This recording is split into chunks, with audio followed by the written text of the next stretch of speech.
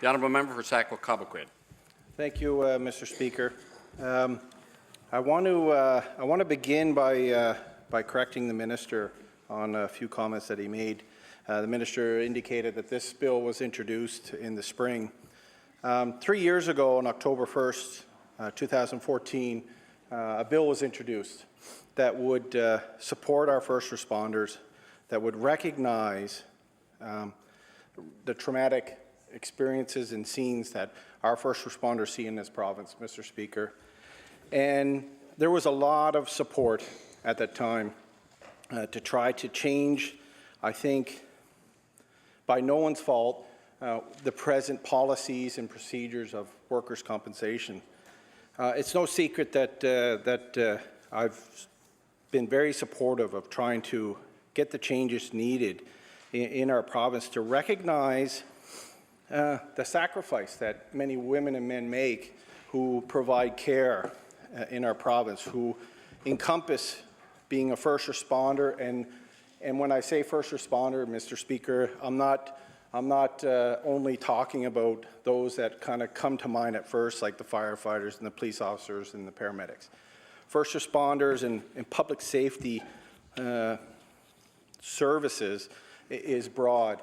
And that's why I indicated when this bill was introduced, not only in the spring, but just recently, that I had some mixed emotions about this piece of legislation.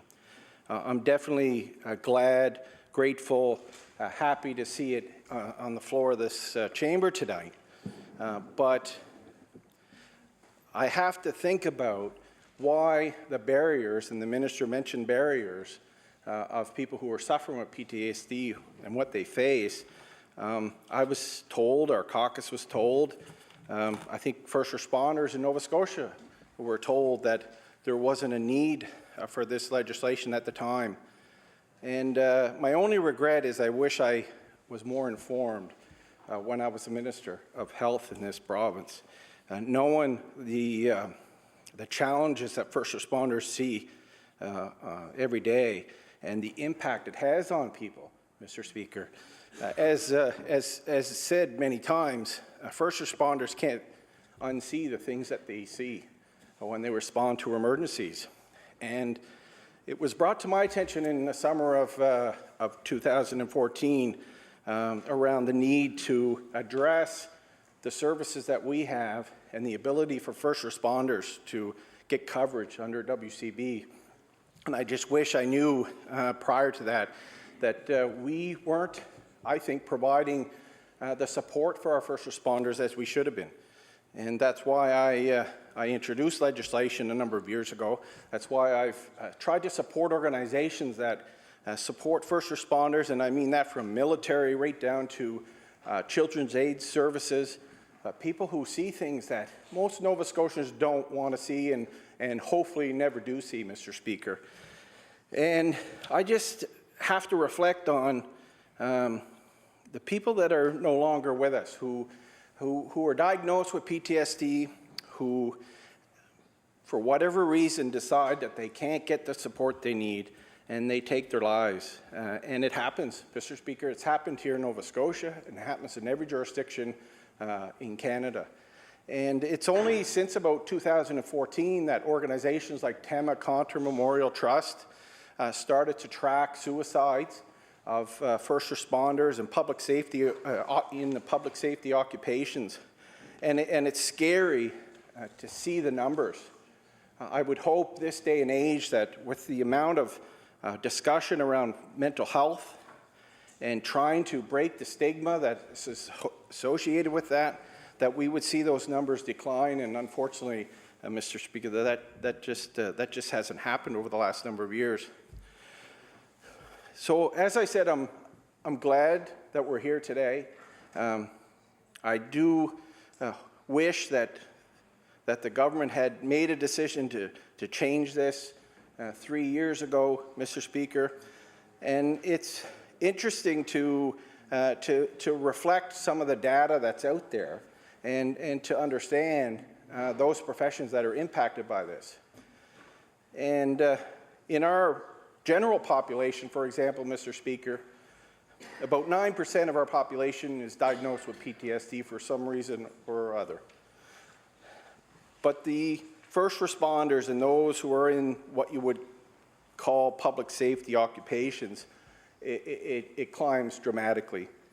Police officers, about 7%, almost 8% of police officers are diagnosed with PTSD. Military personnel, about 8% of those individuals, those men and women, are diagnosed with PTSD. 17% of firefighters in this country are diagnosed with PTSD. And professions that are very close to your heart, mine, Mr. Speaker, paramedics and correction officers are about 25% of those individuals are diagnosed with PTSD. But what's more concerning is the number of those individuals who don't find that they have the help that they need, who decide to take their own life, Mr. Speaker, and that's what's so hard to understand, and to try to ensure that we do whatever we can to help those individuals get the support they need. I've said right from day one that passing a piece of legislation like this that allows first responders to gain access to a benefit like WCB is not the answer to their issue, the ultimate answer to the issue. But it does eliminate one of those barriers. And it's no secret, I've stood in my place for years now talking about how much I made as a paramedic when I started. $6.50 an hour, Mr. Speaker. I think you recall that. 84 hours a week we worked, 168 hours every 2 weeks, so we could make $29,000. And people ask me how I ever did that, and I said I would do it in a minute again. I loved every minute of it.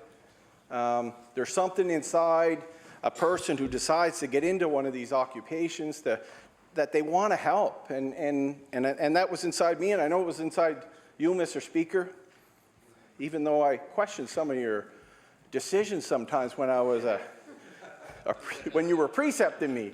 I'm remiss, Mr. Speaker. I know you're passionate about. I know you're passionate about the profession. I count myself as one of the fortunate ones, and you and I know a number of medics who are no longer with us who, for whatever reason, decided that they couldn't handle the things that they saw, that they decided that it would be better for them to leave us and take their own life. And I want to do everything I can to make sure that that doesn't happen, that we bring policy forward as MLAs that can help improve the situation for residents in our province. And this is one piece that I think is well deserved of support of this House. And the Minister is correct that I believe that we have full support in the House on this legislation. And I hope, and I said this in April when I first seen the government introduce this 3 days or 2 days before the call of the election, that I hope they're genuine on their attempt.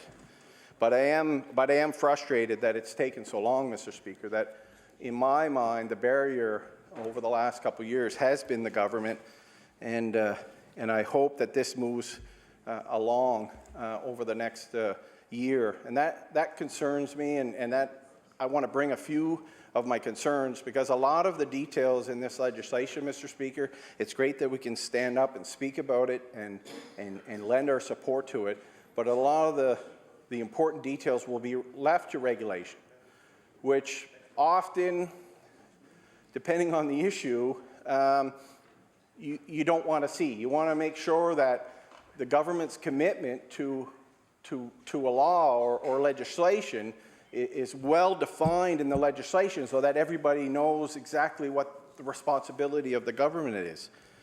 But I have to say, with this and the way the bill is structured, I think it would be quicker, and I hope, this is the reason why, the ability to change the legislation and the services and to address the needs that we'll hear from the community that will be support, or that this supports, would be better fit under regulations. And but that does concern me because it's not written down on a piece of paper. It's not something that we can debate right now. And I know my colleague from the Progressive Conservative touched on a few of the issues that are the concerns in the areas that I have concern with. Over the last couple of years, I've tried my hardest to help first responders when they call me and call my office to try to get access to benefits, not only for WCB, but healthcare services. And I have to say over the last couple of years, in the last year, those individuals have been able to gain some access to WC benefits, but there have been a number of people who have been denied, Mr. Speaker. And in this legislation, one of the areas that we need to make sure that we allow for the women and men who are working today, but more importantly, who might not be working today, to gain access to benefits if they're diagnosed in the future with PTSD. And that's around how far back will this legislation allow for someone to put a claim in. Presumptive coverage, Mr. Speaker, is something that we shouldn't look at lightly. If that's truly the essence of this piece of legislation, then it shouldn't matter if you're out of the workforce for a year or 5 years, Mr. Speaker. If you've worked in an occupation that is recognized, that you see things that most people shouldn't see, and that the percentage of diagnosis with PTSD is increased, and I gave you the stats, 9% general population, 25% for correction officers and paramedics, that it shouldn't matter if you've left the profession or not, Mr. Speaker. You should be presumed that you have been impacted by the profession that you worked in, Mr. Speaker. I know I've been off the trucks for 14 years.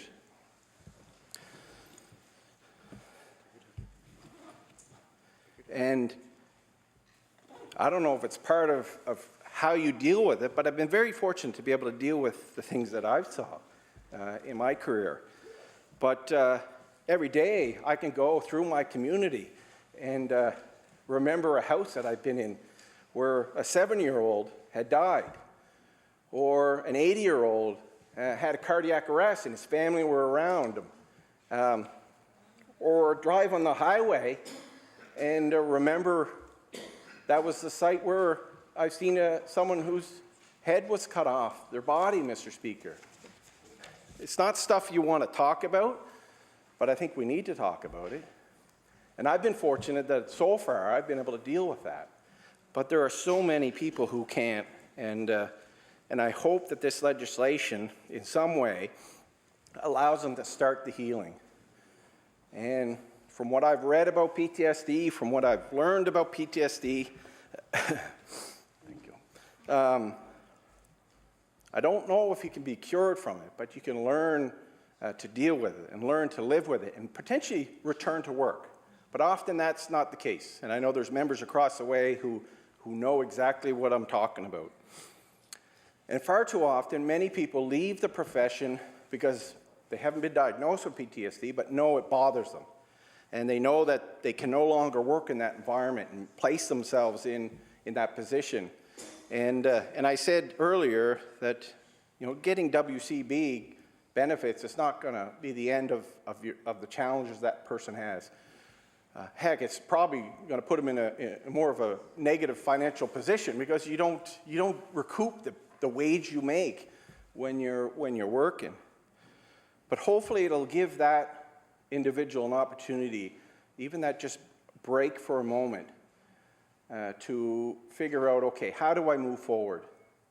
And those first responders and people who work within the public safety occupations deal with that on a regular basis. Deal with the fact that can they continue on in an occupation that exposes them to things that will have an effect on you. And I haven't met one person who's been a firefighter, police officer, correctional officer, paramedic, Children's Aid Society, nurse, doctor, who can say that the calls that they see, the patients that they treat, the accidents that they witness doesn't have an impact on them. You know, you and I, Mr. Speaker, we go back some time. We bridge the old system of EMS to the new system, and it's no secret that we used to go out and have a bunch of beers to try to deal with a bad call.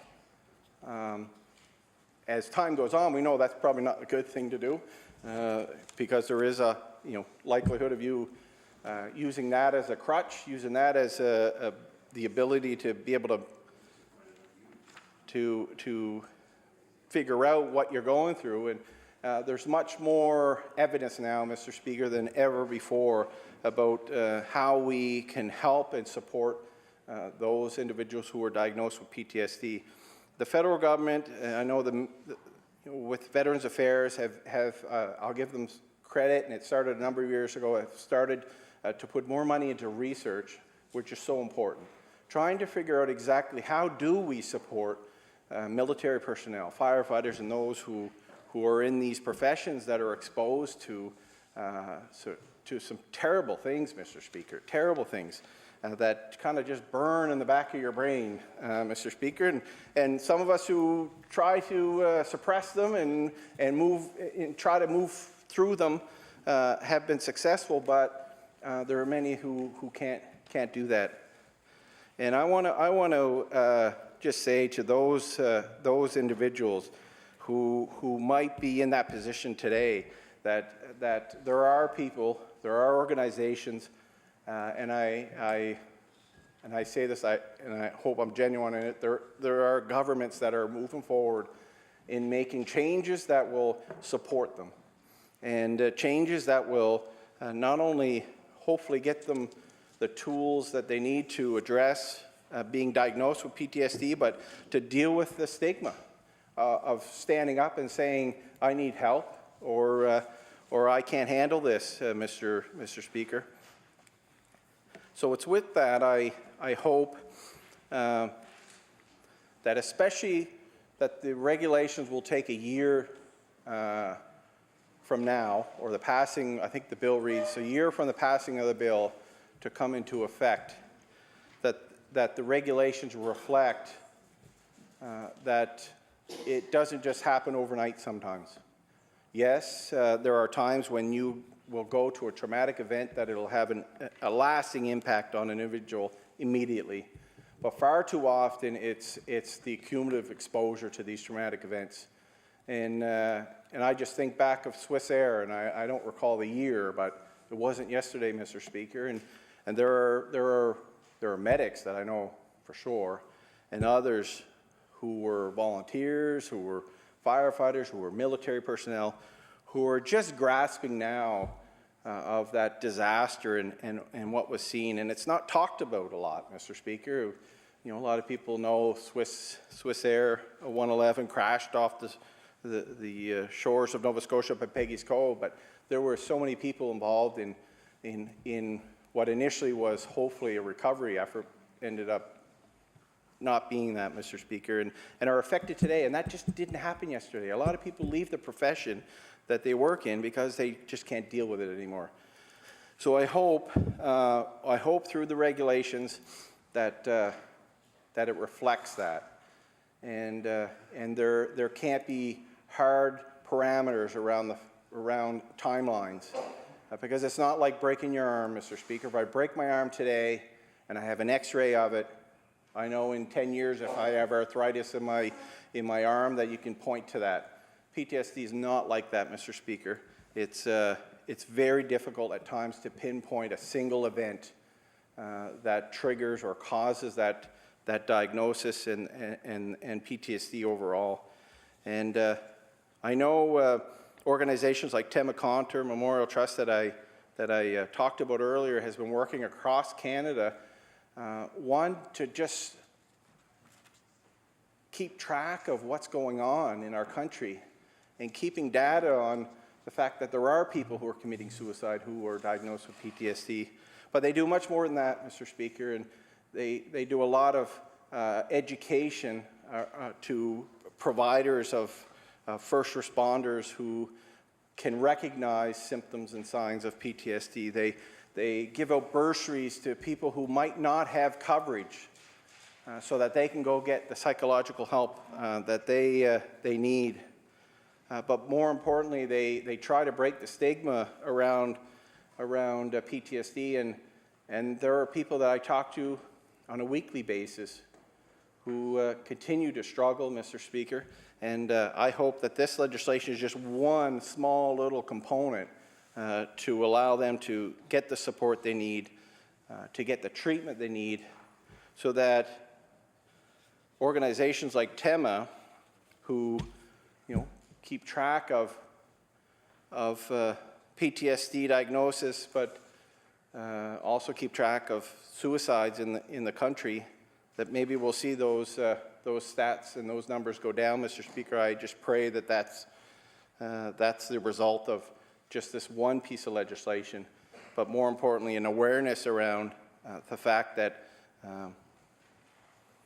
people are placed in situations that sometimes are unbearable, and they need support, and that it's not a shameful thing to say that you have an issue.